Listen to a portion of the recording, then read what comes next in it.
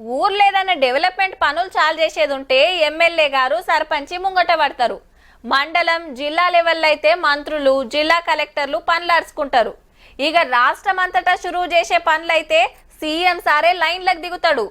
ఒక్కొక్క పారి సెంటర్కి వెళ్ళి మంత్రులు ఆష్టం అయితే ప్రధాని సుత వస్తాడు. మరి అలా మోడీ సారి ఏడికి పోయిండు, ఏమేం పనులు అరుచుకున్నాడో చూసేద్దాం పాన్రి. ఆంధ్రాలో సిరిశైలమ్మలన్న దర్శనం చేసుకున్నాడు మోడీ సారు. సీఎం చంద్రన్న పవన్ అన్న వెనకెమ్మటున్నారు. అయ్యవార్లు గిట్లు ఎదుర్కొని గుడి లోపలికి తీసుకపోతే మల్లన్నకు పంచామృతాలతో రుద్రాభిషేకం, అమ్మవారికి కుంకుమార్చన చేసి గుడి బయట ధ్యానం చేసిండు. అటెనక తీర్థ ప్రసాదాలు ఇచ్చి దీవెనర్తి పెట్టిండ్రు అయ్యవార్లు.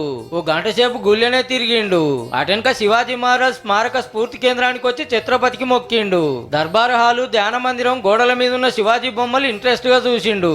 ఈడికెళ్లి కర్నూలులో పెట్టిన సూపర్ జీఎస్టీ సూపర్ సేవింగ్స్ సభకొచ్చి 13,000 కోట్లతోటి డెవలప్మెంట్ పనులకు శంకుబండలు వేసిండు. జీఎస్టీ తగ్గించి పబ్లిక్ కు మస్తు ఫాయిదా చేసినాం, చంద్రన్న పవన్ అన్న కలిసి ఏలు వల్ల రువ్వర్ చూపిస్తున్నారు అనుకొచ్చిండు. మొన్న విశాఖలో చాలు చేసిన గూగుల్ ఏఐ సెంటర్ దేశానికే కాదు దునియాకు సుతా మస్తు అసరైతుంది అన్నాడు.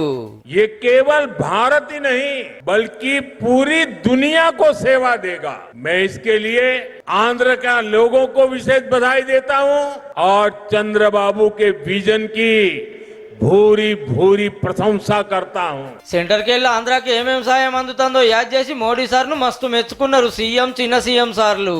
సైనికంగా మన బలమేంటో ఆపరేషన్ సింధూర్ చూపించిందా లేదా అని మిమ్మల్ని అడుగుతున్నా.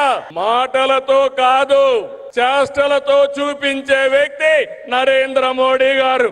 ఈ కూటమి ఒక 15 ఏళ్ళకి తక్కువ కాకుండా బలంగా ఉండాలి. మనందరం పెట్టుబడులను కానీ ఈ నమ్మకాన్ని కానీ ఎట్టి మాత్రం సడలించకుండా మేము ముందుకెళ్తామని. ఇండియా మీద ట్రంప్ గారు వేస్తున్న పన్నుల బాంబుల మీద గీ మాట అన్నాడు లోకేష్ అన్న. అమెరికా లాంటి దేశం ట్యాక్స్ పెంచితే పెద్ద పెద్ద దేశాలే వణికిపోయినాయి. కానీ మన నమో స్టైల్ ఏంటో తెలుసా? ఫ్లూటు జింక ముందు ఊదు, సింహం ముందర కాదు.